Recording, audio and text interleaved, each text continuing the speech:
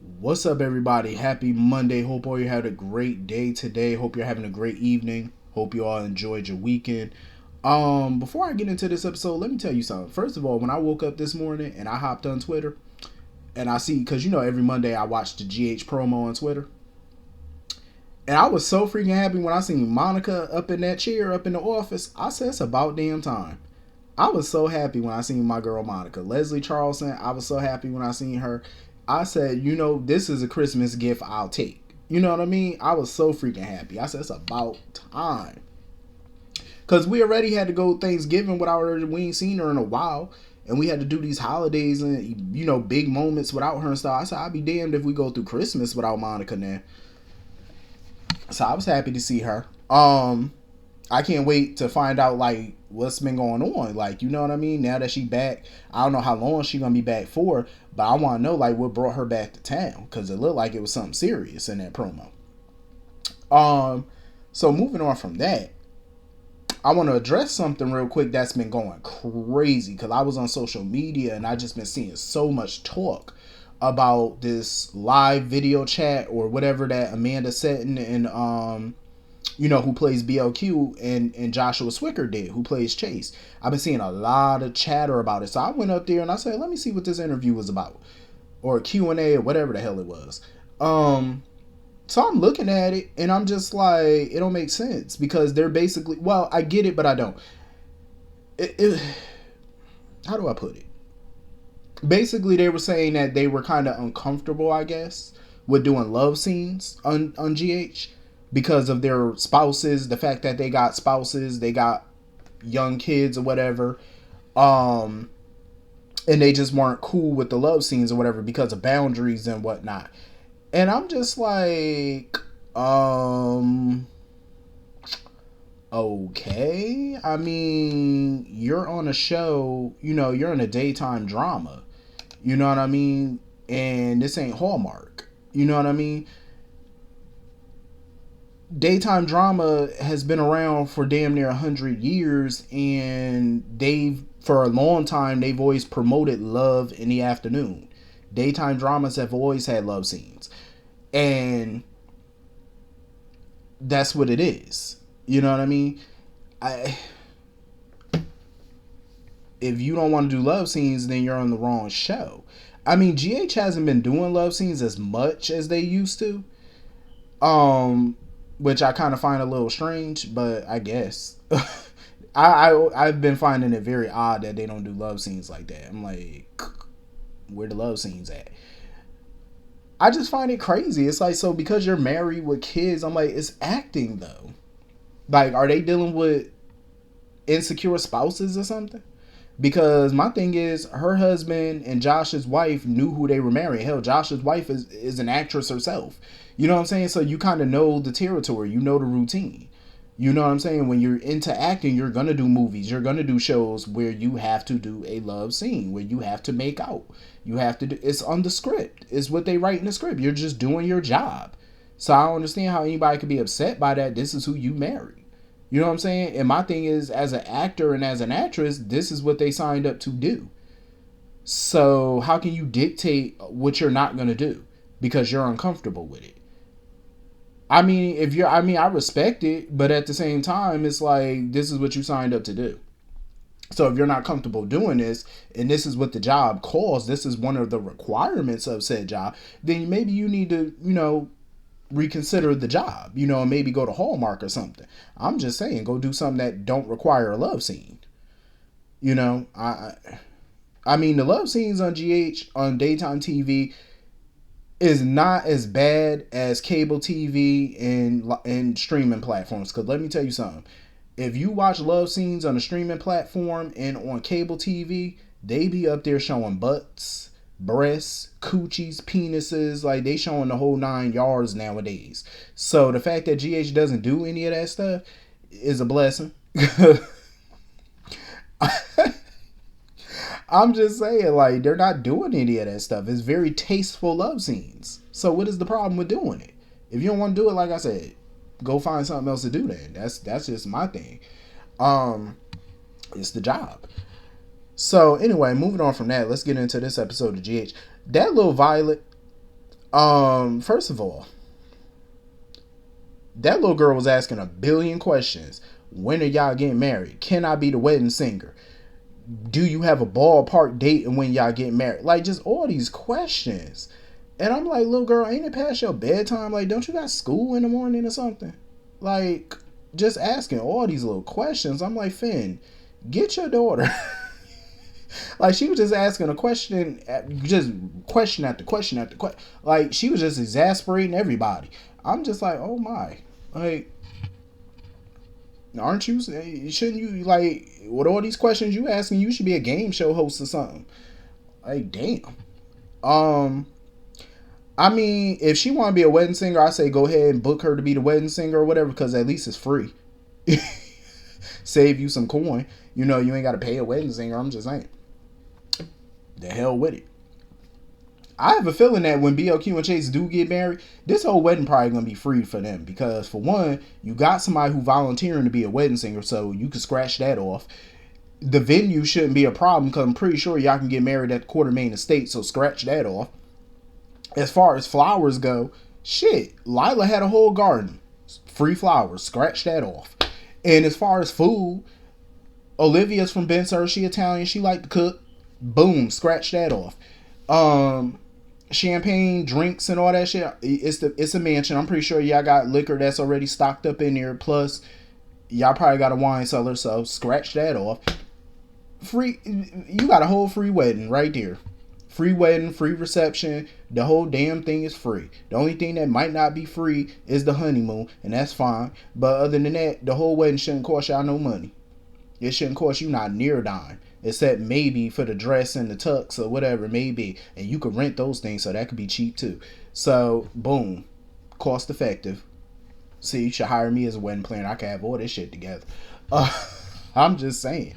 But yeah, then this little girl sitting here talking about, oh, maybe we could make this wedding happen quicker if there's 2 brides and 2 grooms. Little girl, go to bed.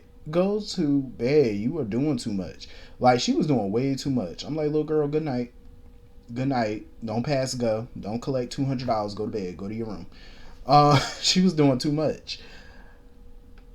I like that little scene over her and Gregory when he was reading her to sleep and stuff like that. And that little girl was still in that room asking about the wedding. I'm like, oh my lord. Like, ugh. Put a muzzle on this one. Like, she too much. So anyway, moving on from that.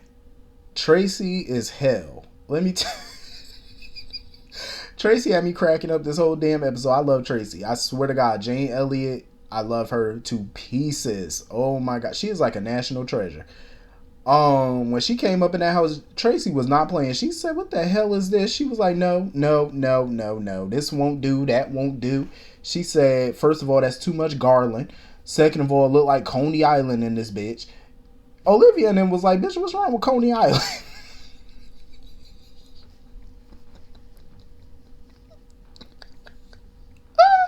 I love Tracy. Oh my God, I love her. I love her. Listen, Jane Elliott, I know she enjoys retirement these days, but I'm going to need her back on contract stat because she is funny as shit. She had me cackling this whole episode. Like, she just had me on the floor. Lil Leo. Oh my God. Leo is the star of the family at the moment because he was funny as shit. Soon as Leo saw Tracy, he said, Christmas is ruined.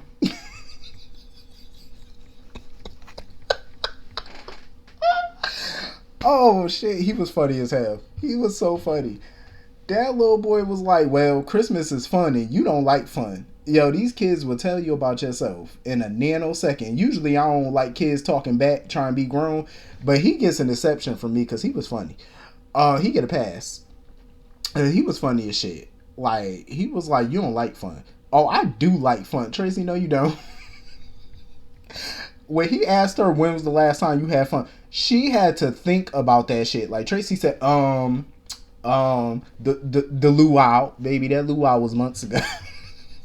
That's the last time you had fun. Was in the summer. Oh, that shit was hilarious. Oh, that was funny as all hell. I could tell Jane Elliott wanted to break character and laugh so bad. I could see it on her face. She wanted to laugh. But I love Lil Leo because let me tell you something. That little boy, you could tell he got a lot of Olivia in him because he will speak his mind just like his mama. Speak his mind. He don't give a damn. But I love that about Leo because let me tell you, Leo is fierce. Like he will go toe to toe with Tracy, and he don't back down. Like he will say some shit grown people be wanting to say to her, but just won't say. And Lil Leo be saying it. I ain't mad at him. That shit was hilarious. But you could tell, like, Tracy really do love having Leo as a grandson. I could see it on her face. Like, the affection that she got for that boy. I love it. Um, and I think Olivia definitely hit the nail on the head with her.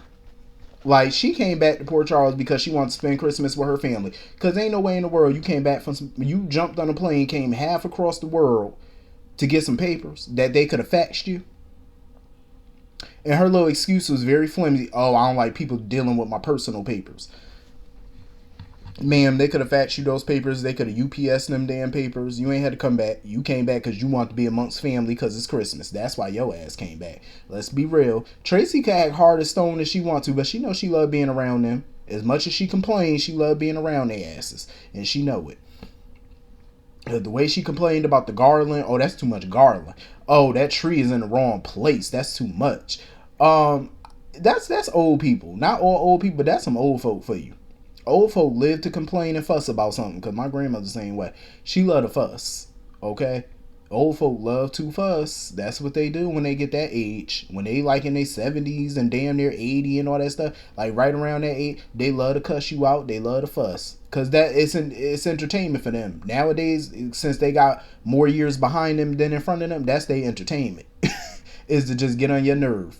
You know what I'm saying? Complain about everything knowing damn well that they cool with it. Cause it was nothing wrong with the decorations in that mansion. Like, let's be real. The decor was fine. Hell, she used to complain to Monica about the decorations when Monica would decorate her own house. She would complain. Oh, that's ugly. Oh, that's because she let it complain. That's what Tracy do. You got to ignore her. Tracy was pissed though because she was like, first of all, my son done came back to his right mind and y'all ain't tell me. I mean, shit. The same answer Olivia and Lois gave, I would have gave the same one. Well, we thought he wanted to tell you himself. I'm just saying. You can't be mad at them. But when BLQ announced her engagement to her, that was hilarious. Because Chase was like, I want to, Tracy was like, so what took you so damn long? He was like, oh, well, I want to also show BLQ I wasn't marrying her for money. I knew Tracy was going to have a slick ass comment. Tracy was like, okay, prove it. Sign a prenup. They were mad as shit. They said granny. That's one other thing I love about Tracy. Tracy love a good prenup. Let me tell you, she is not gonna play about the Quartermain coins. Like, she don't play. She don't give a damn. She gonna get you to sign one. I remember she had Luke sign the prenup at the altar. She was not playing. She might have been laughing at Chase and stuff when she said it, but she wasn't joking. Like, sir, you will sign a prenup. Even though I know Chase is not after Quartermain money, but still, Tracy don't care. You make less than the Quartermains do, so way less. So you will be signing. Or that wedding will not happen because trust Tracy and make sure she will stand at the altar and interrupt the pastor every time he talked. She'll interrupt that man every time he tried to get y'all to say I do and sign that marriage certificate. That marriage certificate is not getting signed until that prenup is signed. Tracy don't play about the coins. But I love how she, welcomed him to the family and stuff, and she was genuinely happy for BLQ. And that's what I love about Tracy. Like, she genuinely loved her family. She might cuss them out and give them hell, but she genuinely loved them. Even though she annoyed the shit out of them. That whole Quartermain scene was hilarious, though. So, moving on from that. I get where Marshall is coming from. I know that, Curtis is researching everything about this experimental trial and stuff like that. But I get where Marshall is coming from. I mean, all surgeries are risky, but especially experimental ones, because you're basically a lab rat. You know what I'm saying? Like, what is their success rate? I mean, it's a new trial, so that means not too many people or anybody at all has been a part of that thing. So, you don't know the success rate or how many patients they've had on that. So, some people in some experimental treatments, they could be scamming you. So you really got to try to do your homework on it. So I get where Marshall was coming from and why he's, questioning this. Because I would be too. You can't always trust that stuff. But I love that he still support his son, because he could see that Curtis really wants to do this, even if it is risky. Because when you're doing experimental stuff, you got to make sure that shit really is FDA approved. And you really need to go sit down with these doctors. You need to Google them or make phone calls, research, and find out if they legit. You know what I'm saying? Because you can't be trusting people nowadays. But I get it. Curtis really wants to walk and stuff, and I hope that he can. Just do it the right way. Make sure everything legit and everything check out. So anyway, moving on from that. Nina and the guard came up in there with all them bags. Nina done bought out the damn store. Like, she was buying shit for everybody. I was like, well, damn. She done bought the guard some ties. She even bought Dex a damn computers. Bought him a laptop. Sonny looked at her. He was like, yeah, you done went overboard now. You done bought this man a laptop. And I'm like, wait a minute. How you gonna buy the guard's ties but buy him a laptop? But I'm pretty sure them ties wasn't cheap because that bag did say Wyndham's. And I know Wyndham's in Port Charles is expensive because a lot of well-to-do folk in Port Charles done shopped at Wyndham's. So I'm pretty sure them ties ain't cheap. And I'm pretty sure Sonny's still gonna get the guards like fat paychecks, like fat envelope stuff with money and stuff like that. So I'm pretty sure they're gonna be cool. She even bought Lil James some riding boots and stuff like that. I said, okay. She went all out. She bought Avery and Donna some stuff. I ain't mad at it. She was going all out with the money this year. I said, okay. And everything she bought, everybody wasn't cheap now. Because Nina is definitely generous with the checkbook. I seen some people on social media say, oh, they feel like her buying Dex a laptop was her way of trying to buy his friendship or buy his loyalty or his friendship or whatnot. Let me tell you something. I can't question whether or not she got ulterior motives for buying him something. But I mean, she even bought the guard stuff. You know what I'm saying? She bought them ties. And like I said, I'm pretty sure they're expensive ties. You got ties out there that cost hundreds of dollars. Some even that cost $1,000, $2,000. You know what I'm saying? So I'm pretty sure they're not cheap. I think I honestly, I feel like she may have been genuine with all the gifts. You know what I'm saying? I don't think she's trying to buy anybody. I think she's just in the Christmas spirit. You know what I'm saying? This is her first Christmas with Sonny as husband and wife. She wanted to go all out. She wanted to be generous and stuff like that. Plus the guards and Dex, they all, work for Sonny and watch his back, keep him safe and stuff like that. So naturally she wanted to be generous towards them. I think that's just really what it was. So I don't mind it. I mean, shit, why not? You got the coin. Why not be a bit generous to your spouse's employees and stuff like that? Why not? Especially if you're thinking about them and what. And my whole thing was her, not trying to go overboard with the gifts for her grandkids because of Michael. Like, she didn't want to provoke him. I thought it was bullshit because I'm like, man, those are your grandkids. If you want to spoil them and buy them, I don't give a damn if you want to buy them their own little private island. I would have bought it. Those are her grandkids. Who the hell is Michael? Like, I wouldn't worry about pissing him off. I would not care. Those are her grandkids. She got a right to spoil them, buy them the world if she wanted to. Shit, as long as the checkbook could cover it, it don't matter. Buy it. Those are her grandkids. She got the right to do it. I wouldn't be scared of little Mikey Myers. Please. He ain't intimidating. Because, even Sonny was like, oh, because Michael, he could be the worst enemy that you could have. Oh, please. Barney looked worse than him. Shit, I'd be more scared of Barney than I would be of Michael. I'm just saying, like, who the hell is he? If I was Nina, I wouldn't keep dealing with this little blackmail that he trying to get on her. Like, I would tell Michael to go stuff it. Seriously, go stuff it. Go kick rocks with no flip-flops. So anyway, moving on from that. So we finally got some more background into Dex. Because Jocelyn wanted to give him a Christmas tree, and Dex was like, no, I don't want no tree because of my childhood and stuff like that. And, Jocelyn sitting there talking about, oh, well, you don't have to talk about it if you're not ready. No, he do need to talk about it because this man has been on this show for quite some time now.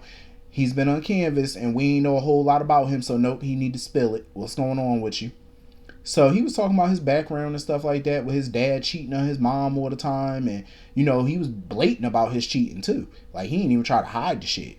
Like, basically, it was like some, I'm about to fuck a girl in the house right now while you downstairs cooking type shit. Like, he didn't even care that his wife knew. Because his wife wasn't going to leave him because he was the provider. Shit, he provided a comfortable living for his family. He was successful. I'm starting to wonder, like, who is his daddy? Like, could his daddy be Mr. Brennan or somebody from the WSB maybe? Like, who your daddy? Now it got me curious. Because we just got two new people popping up in Port Charles. Could one of them be his pops? You know, like that Rome guy that worked for Brennan. Could it be him? Could it be Brennan? Like, who's your daddy? Inquiring minds want to know. Well, it couldn't have been Rome. Because I think he met Rome before. When they were doing the drop and stuff before. It could have been. I think he could have met him before. So I don't think it's him. But, I don't know. You never know. So basically, he ain't got no good. He ain't had no good childhood, and he not close with his family, basically. So that's why he just not big on decorating for Christmas and whatnot. But you know, he celebrated, but he just not big on, you know, having his place decked out with Christmas stuff because it just brings back old memories, which is understandable. But I get where Jocelyn is coming from too. It's like sometimes you got, you know, let that pain kind of fuel you. You know what I'm saying? Like, make you into a different kind of person. You know, you shouldn't look at Christmas as bad memories. You know what I'm saying? As an adult now, you can shift that. You know what I'm saying? Make good memories out of it for yourself. You know? You're in a relationship, you know, you making some decent money. You know what I'm saying? You got people now that care about your ass, so I would turn things around. You know, that's kind of like a fuck you to your family. You're showing them that, you know, you moved on from that. And I think he needs to start doing that, start healing from it. You know, start moving on with life. Just a thought. So anyway, moving on from that, I'm gonna tell y'all, I was so skeptical about Dante and Sam being a couple in the beginning, but the more I see them, the more I love them. The more I'm starting to like really love them as a couple. I really like the vibe between them. You know what I'm saying? Like, they so playful. You know, they got each other back. Like, I love it. And I love that Sam, you know, she was helping Aiden out and stuff. Like, she bought 24 cookies from him and stuff like that. You know, he trying to go to pastry school in Paris or whatever. And I love how she bought the cookies from him and stuff like that. You know, trying to support his dreams and stuff by putting some ducats in his pocket. I love it. You know, I thought that was very generous of Sam. And I definitely get what she's saying about Christmas. Like, with the families that they got, it's hard to like split your time up during the holidays with who house that you could go to.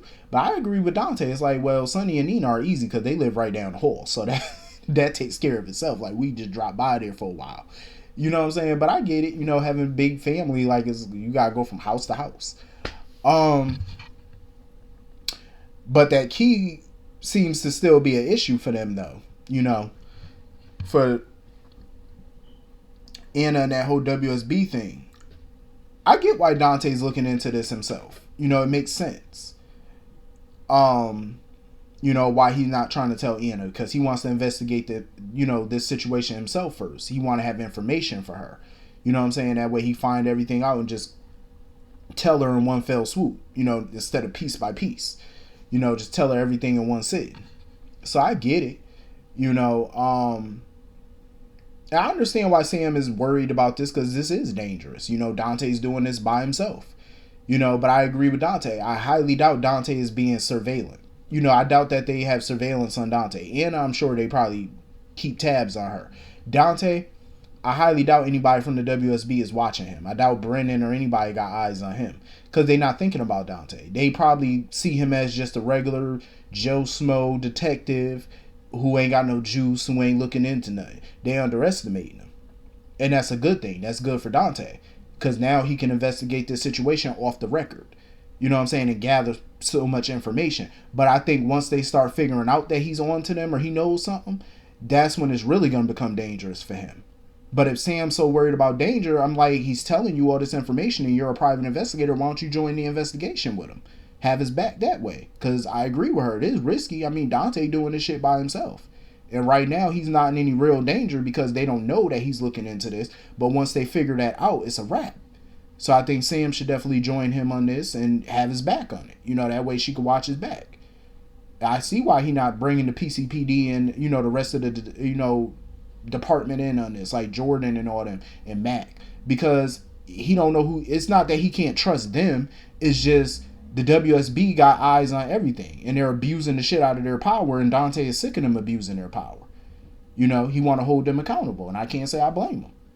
It's about time somebody did, because for a long time WSB always try to outrank people. You know, smaller departments and, you know, city departments and stuff like that, because they got pulled. And Dante said, nope, not this time. I'm gonna shut it down. Like, I'm gonna hold y'all asses to the fire, and I don't blame him. You know, that's why I like Dante as a cop, man. Dante is like GH's version of Bo and John McBain, in my opinion.